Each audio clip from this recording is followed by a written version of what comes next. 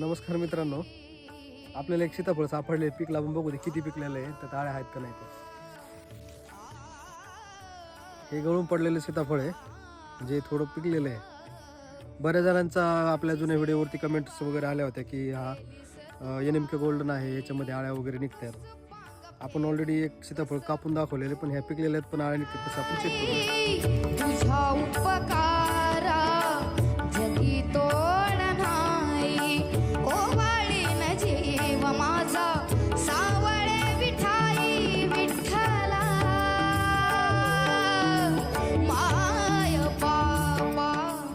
कुठंच आळ्या वगैरे नाही आहे. ते का नाही याचं कारण मी तुम्हाला सांगतो मित्रांनो.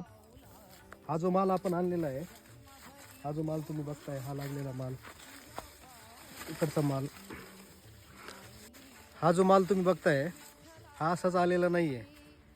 याला योग्य प्रमाणात शेणखत, योग्य शेड्यूल प्रमाणे जेव्हा गरजेचे असेल तेव्हा योग्य औषध फवारणी वगैरे, आणि त्याच्यानंतर हा असा माल झालेला आहे.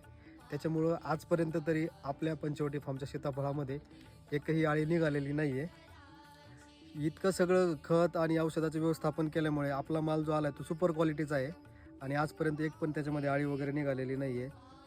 आणि जी टेस्ट आहे ना, एकदम गोड आहे. झाडाला थोडंसं पिकलेलं आहे, एकदम गोड आहे.